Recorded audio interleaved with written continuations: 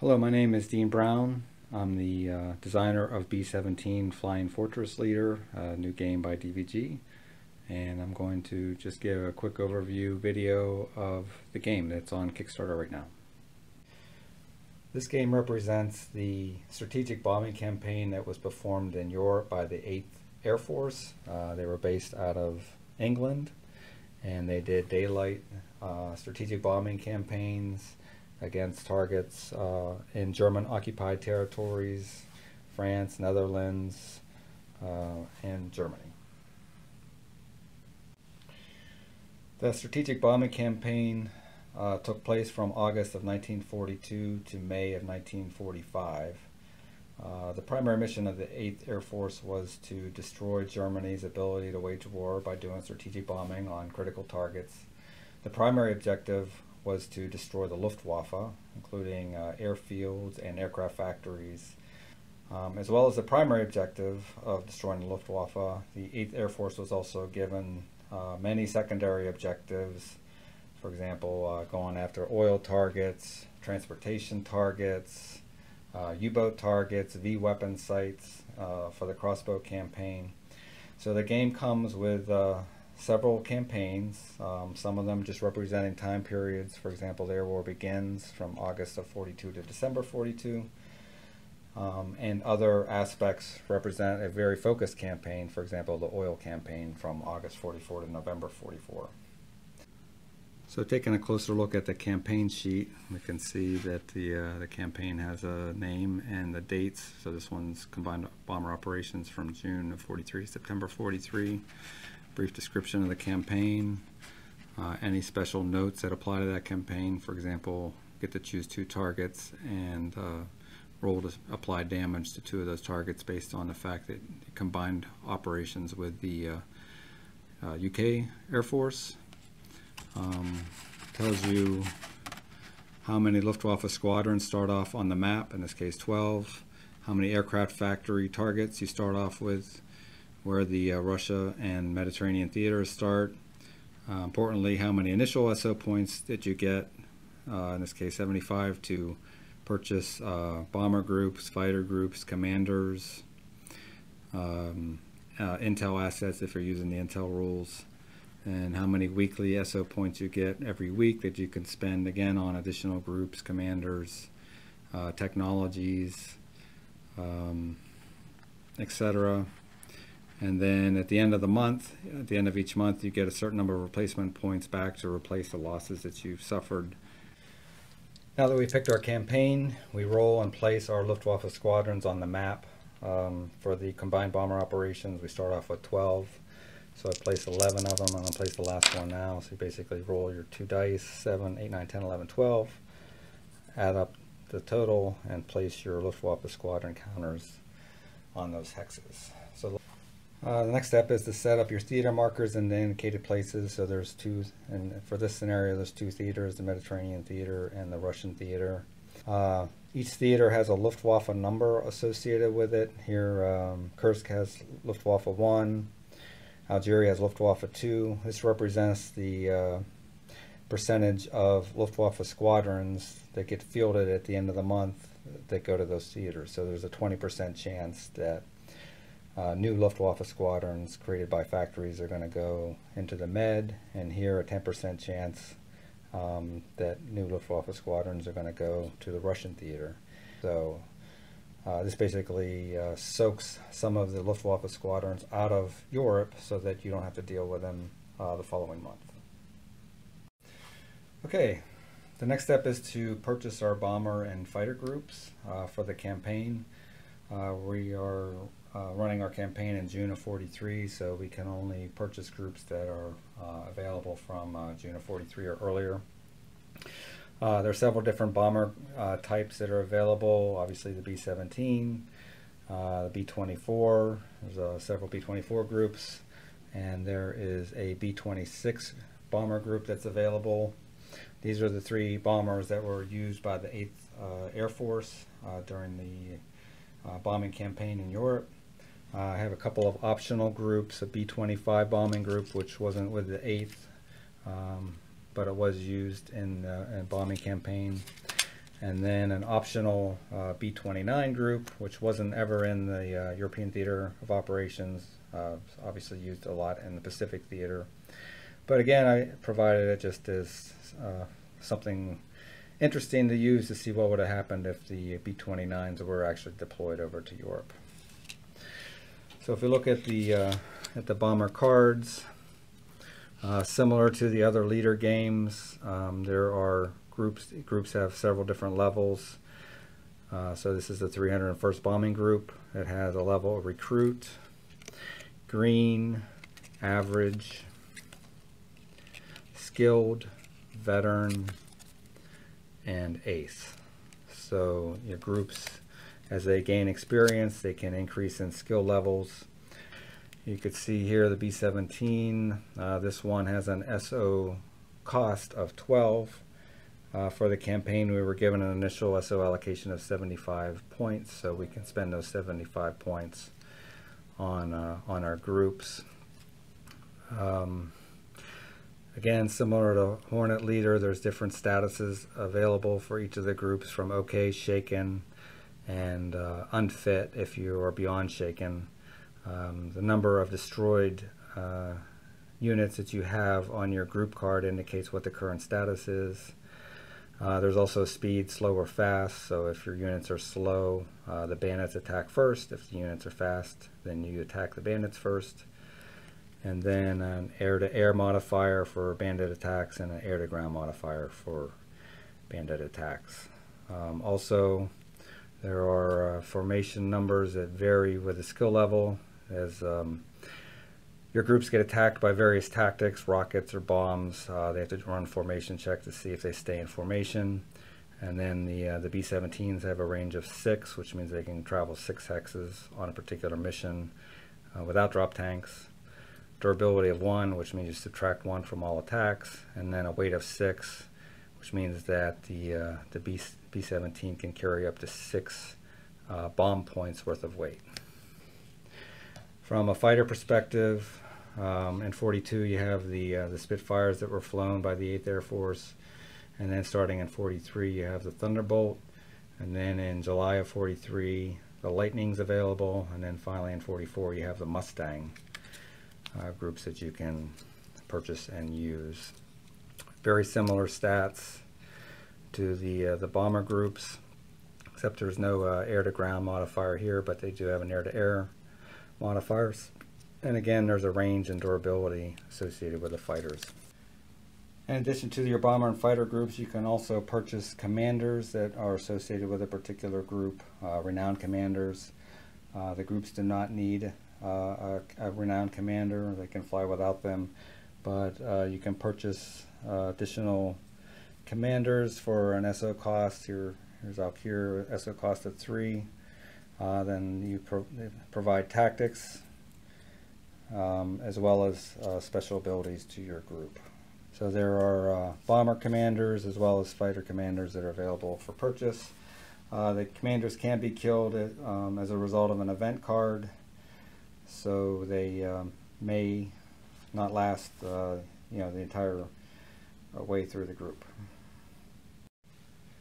So for this campaign, I purchased 2 B-24 groups, B-26 bombing group, 2 B-17 bombing groups, and my P-47 Thunderbolt fighter group to do escort duty. I also purchased 1 commander associated with my B-28 or B-24 448th bombing group to provide additional replenishment points, so that as it soaks up damage, it can replace those destroyed bombers every week.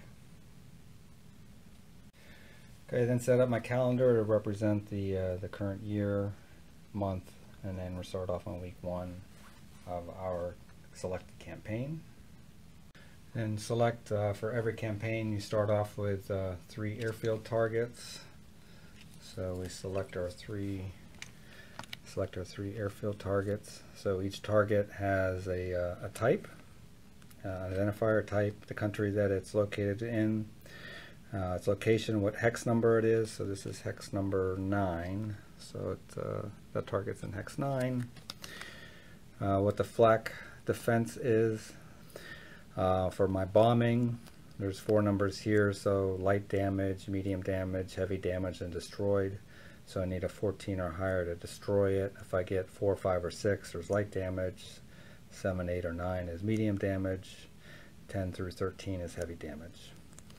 There's an air-to-ground modifier, so for this particular airfield I get a +2 air-to-ground modifier.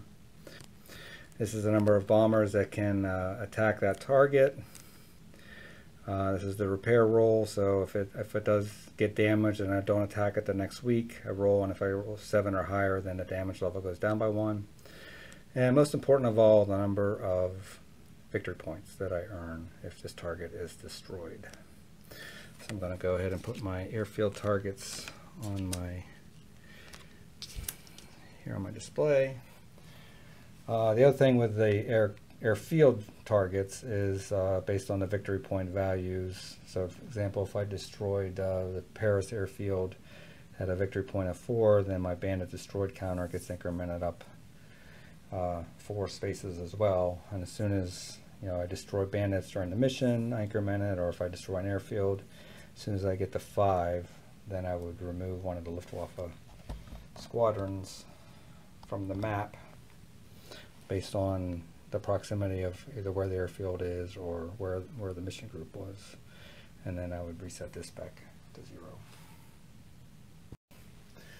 The next one I pick is aircraft factory targets. So the campaign said that I draw 4 aircraft factory targets. 1, 2, 3, 4. So pretty much the same as the airfield targets. Also down here the victory points, so 2, 2, 3, and 4. The airfield targets are a little bit different. The victory points also indicate how many Luftwaffe squadrons it creates every month. So I'm going to put my aircraft factory targets here.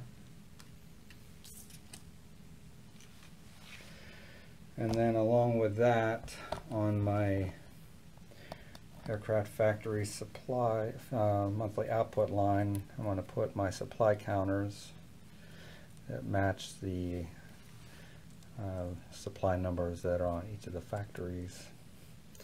So for the longer campaigns, the aircraft factories are obviously pretty important. Okay, this campaign also does have secondary missions, so I am going to use the secondary mission cards. They're placed here on the campaign. So basically I would, at the start of the campaign, I would flip it over. This one is a ball bearing factory secondary mission card, so I'm going to go after ball bearing factories. You can see there's naval ports, transportation, U-boats, crossbow, which is the V weapons, oil campaigns. So there's several different types of secondary missions. Based on the secondary mission that I pick, this one says draw 3 ball bearing targets, destroy at least 7 ball bearing factory points, which is the victory point total. So I'm going to draw my 3 ball bearing targets. Oh, Schweinfurt, that one's worth 6 points. Stuttgart and Paris, France. So I'm going to place these on my target pool as well.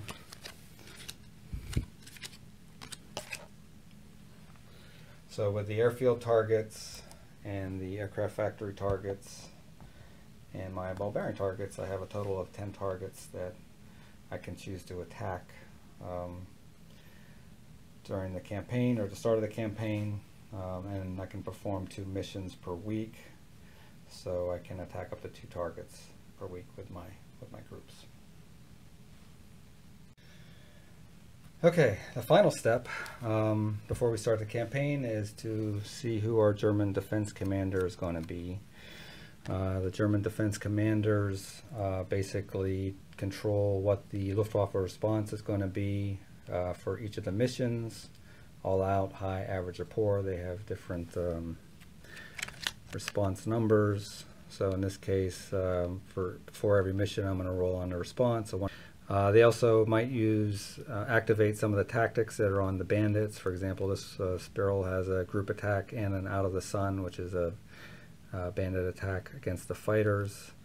And in this case, he's also investing in a technology, flat gun radar, which means that I would take the flat gun counter, flak radar counter, and put it over here on the following month. Basically, whenever it's activated starting in July, it's going to provide a flak +2 modifier against all the flak attacks on my bombers. Fortunately, I can negate that with chaff technology that I can purchase for my lead bomber. Okay, I started off by receiving my 25 weekly SO points based on the campaign sheet that I selected. If I wanted to use SO points to purchase additional bomber fighter groups or commanders, then I could do so. I have 2 targets with a penalty trait on here. So I lose 1 SO point for this aircraft factory, and I lose 2 SO points per week for the Schweinfurt ball bearing factory. So instead of getting 25, I'm only going to get 22 SO points. So the next step would be to pick the targets that you want to attack. Since I have 5 bomber groups and 1 fighter group, instead of running 2 missions, probably just going to go after my ball bearing factory so I can reduce that penalty. So I'm going to select, well, I'm going to do 1 mission, and I'm going to select the Schweinfurt ball bearing factory. Okay, the next step is to load out my bombers with bombs. There are various bomb types available. Bomb type also is a weight. So this one has a weight of 4. So my B-24s can carry 8 bombs worth of points worth of weight. So I'm going to put those heavier bombs on my B-24s, and then see, I have my 2 B-17s that can carry 6 points. The incendiaries are 2, so I'm going to use those. Put 1 there and 1 there, and then my B-26. I think I'm going to run a diversion mission for that one. So basically, I can use it as a diversion. It can't fly on any missions this week, but it does provide a -2 modifier for the Luftwaffe response. So I already have a +3 due to the fact that I'm attacking Schweinfurt. So he's not going to participate in the bombing campaign. Right now, I've set up my mission display. I'm going to take my escort.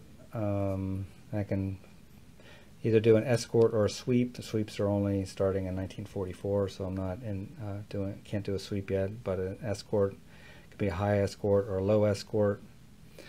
So there's no out of the sun tactic for the bandits if I'm high. So I'm going to put him in the high phase, and then I'm going to put my B-24s and then my 2 B-17s. So this is the order that I'm going to execute my mission. Alright, then the next step is to determine the path that my mission group is going to take to get to the target. In this case, it looks pretty straightforward. I'm going to go to hex 11 and hex 13. In other cases, it might not be straightforward. For example, if I was attacking a target in hex 7, it might make sense to do 10 and then 7. But if the Luftwaffe response is high or all out, then squadrons that are adjacent to the hex would attack. So I might want to go from here to here to here to attack hex 7 if my bombers have a range of 6 or more. So my B-24, or my B-26 wouldn't be able to do that. I still don't know what the response is going to be, so we'll determine that next. Alright, based on my commander, I'm going to roll and see what the Luftwaffe response is going to be. It's 7. So 7 plus 3 is 10, minus 2 because of my diversion, so it's an 8, which means that the response is going to be high. So I'm going to put that as high. Basically what that means is all adjacent squadrons are going to attack up to a maximum of 5 squadrons at a given time. If I was to average or poor, then only the squadrons that are in the hexes that I'm actually traveling through would attack. Okay, first step on my mission is to draw my event card. The top part applies to the inbound mission leg, which is what I'm on, and the bottom part applies to the outbound mission leg, which is after the after the target's been bombed and you're headed back to base. So this one, combined bomber operations, add 4 points of damage to the target. Nice. So that's a good one to get. So I'm going to add 4 points of damage. So I need 16. I already have 4 done. All right, I'm going to move my mission counter to the first hex, and now because my Luftwaffe squadron's response is high, so the Luftwaffe squadrons in this hex, the 2 here and the 2 here, are going to attack my mission group. This Luftwaffe squadron here is going to wait until I get into that target hex and then attack. So 4 squadrons, so I'm going to draw 4 bandit counters. And put my bandits on 2,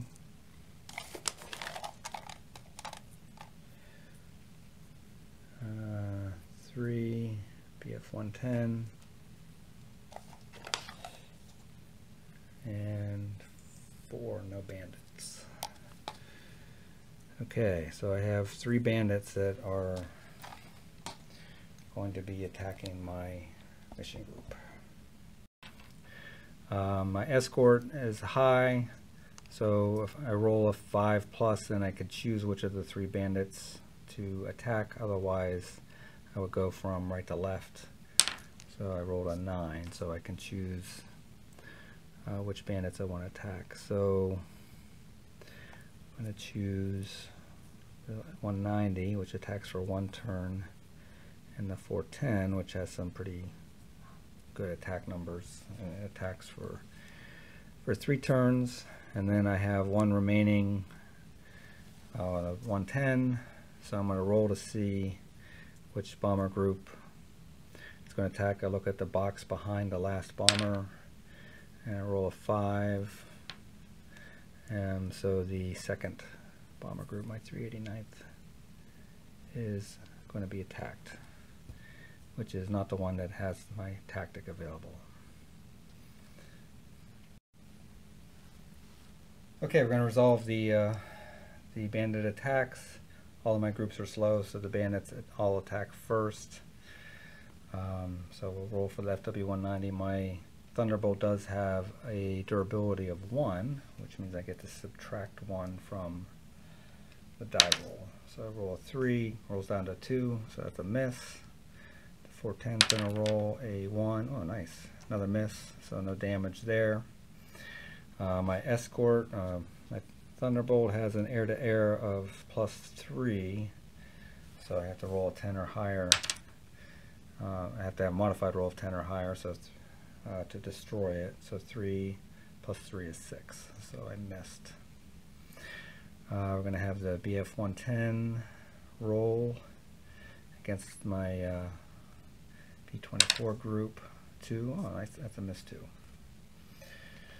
Alright, now my fighter gets to roll. I'm sorry, my bomber 389th has an air-to-air of +2, so I have to roll an 8 or higher to destroy it. Just missed. Okay. So that's attack turn 1. F190, FW190 peels away. We're now on attack turn 2. So the 410 is going to roll a 1, another miss. The 110 is going to roll a 5, another miss. Nice. Now my Thunderbolt's going to roll a +3, so I need a 7, and that's a miss. And +2, 7, 8, 9, another miss. Wow, nobody's hitting anything. So it's attack turn 2. That bandit rolls off, peels away. Final attack turn, miss, and then my bandit rolled an 8. So 8 plus my 3 is 11, so that's a hit. So it's 10 or higher. So this bandit is destroyed. So because of that, I move my bandit destroyed counter up to 1, and then my 78th Fighter Group also gets an XP for destroying that target. And then on the map, I want to flip over my Luftwaffe squadrons to the replenish side. Because they're in adjacent hexes, they're going to go, so the number facing 3 is up. So it's going to take 3 turns for them to return to base, land, refuel, replenish, and then fly back and attack my bombers. So by then I'll be long gone. Okay, move my mission counter into the target hex. And I draw 1 bandit. And I draw no bandit. Okay. So there's no bandit attack that turn. Now it's time to do my bombing run. Okay, we're going to do the bombing run on target. Basically, the target has a flak roll here, which in this case is 6, 8, 10 times 2. So I'm rolling 2 dice to determine the flak attack on each of my bombers that are going to be bombing the mission. So I'm going to roll my 2 against 448, 7, and 8. So that is a total of 3 points of 3 destroyed units for the 448. So destroyed 3. So I'm still in the okay range, and my air-to-ground modifier here is +1. There's a 0 air-to-ground modifier on my target, so I get a +1 air-to-ground modifier, and I'm rolling my 2 M34s, so 3, 5, 7, or 9. So let's roll on that. I get an 8 and a 10, which is nice. So I get +1, so that's 9 and 11. So I get 9, so I get 4 points of damage for each of the bombs. So I get a total of 8 damage points against the target. So I want to put this, so we're at 12, which is nice. So I only need, it's already heavily damaged, and I only need 4 more damage points. 389th is next, flak attack, 7 and 7, so I get 2 destroyed units for that. And I should have 2 M34s on that one as well. Yep, there we go.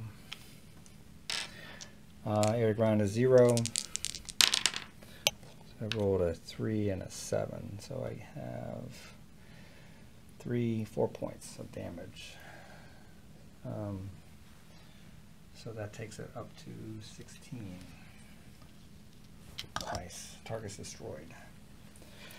Even though the target's destroyed, I still have to roll flak for my other bombers. So the 303 has a durability of 1. So in this case, I get to subtract 1 from the die. So 6 becomes a 5, which is a miss. And then the 91st has a durability of 1. So 10 becomes a 9, which is 2 points of damage. Okay, so I ended up with a total of 3, 4, 5, 6, 7 destroyed units. Geez, just due to flak. But I did end up destroying that target and getting the 6 VP points for that. I flip this over to 1 on the map, so it's not going to attack again. Then I rotate these to 2. And oh, my mission card bonus SO points. If the target was destroyed, gain SO points equal to the target's victory points. Wow, so great. So I get an extra 6 SO points that I get to use later. Right, so I move to here, then I rotate back to 1. So they still can't attack. And then, okay, back to base. So that completes that mission. So Schweinfurt was destroyed, so I don't have the penalty anymore.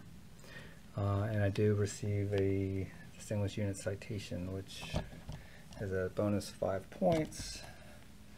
And let's give it to my fighter escort, who took on 2 of the bandits that ended up being attacked. Okay, let's assume we went through weeks 2, 3, and 4. We're now at the end of the month, so we'll go through the end of month procedures.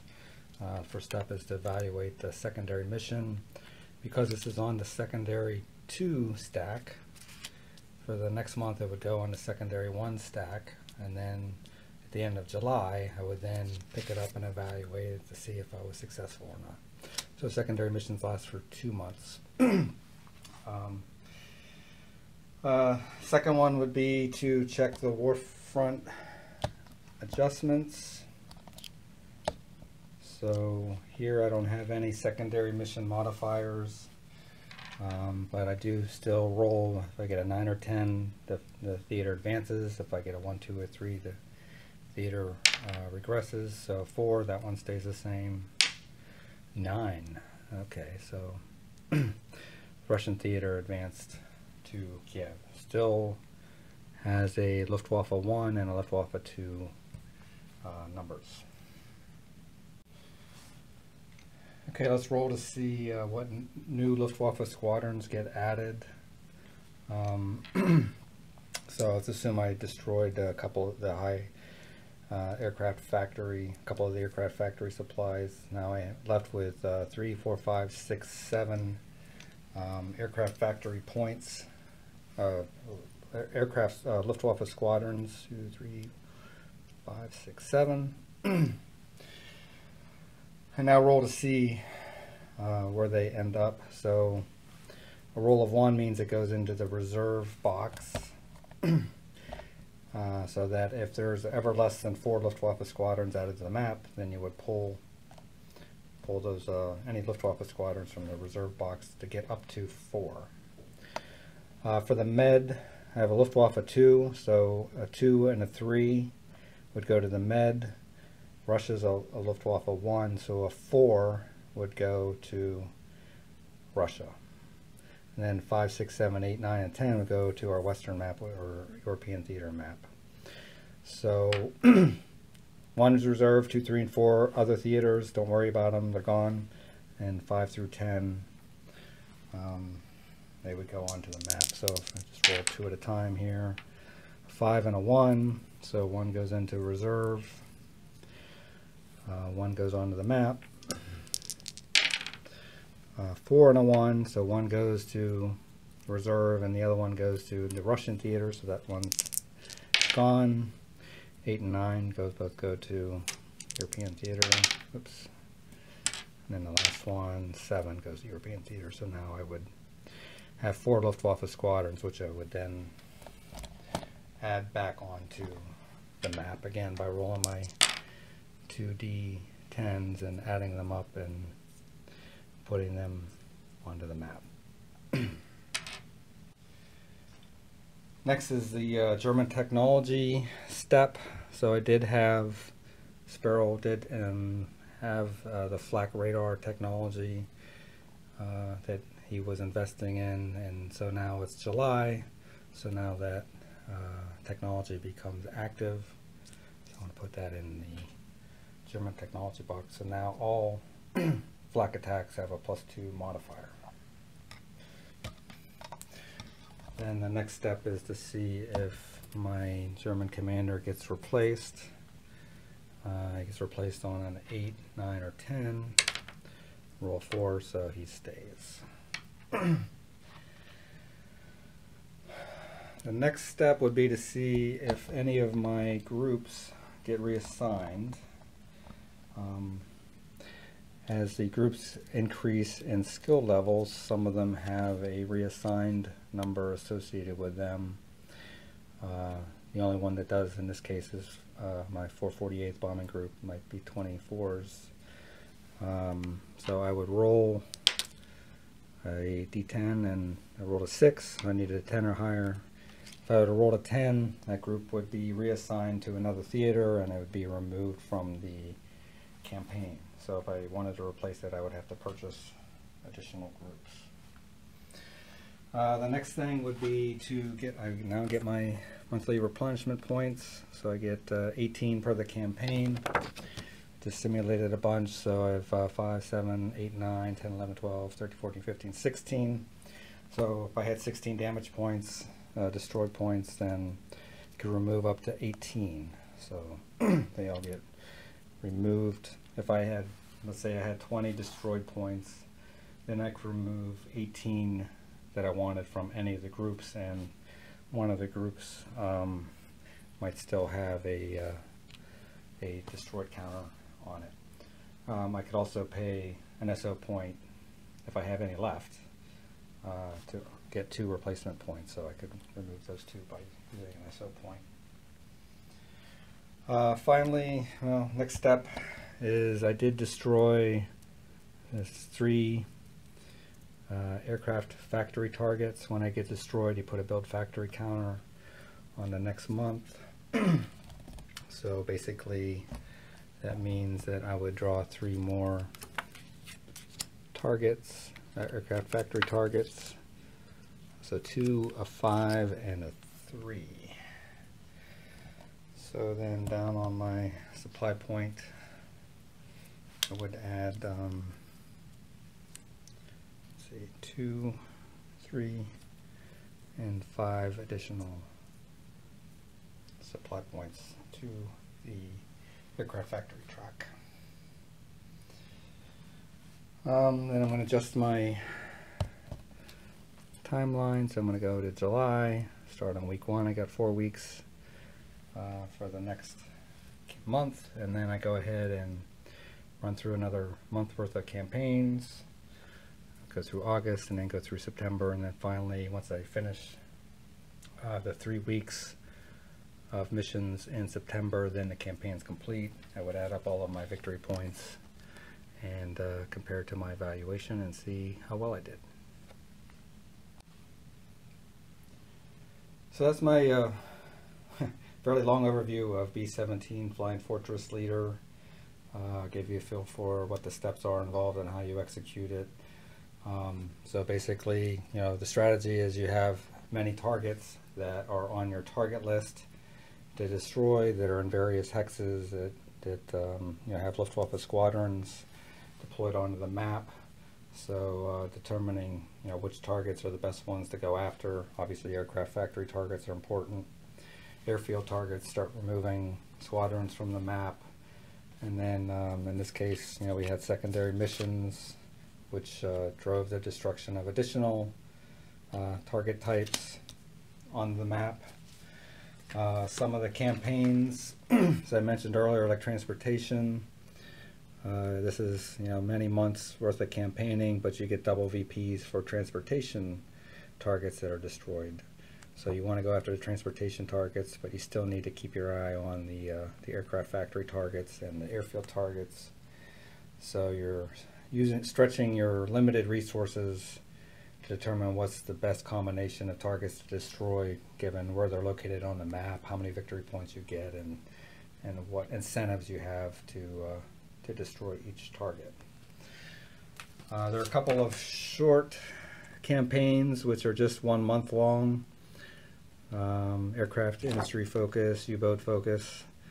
So in these, you don't have to go through the monthly, end of month steps. You just basically pull out get your groups and run your missions for that particular month, and then check your evaluation for that. So that's it. If you have any questions, feel free to post them on the Kickstarter comment section or on the BGG B-17 Flying Fortress Leader site. Thank you.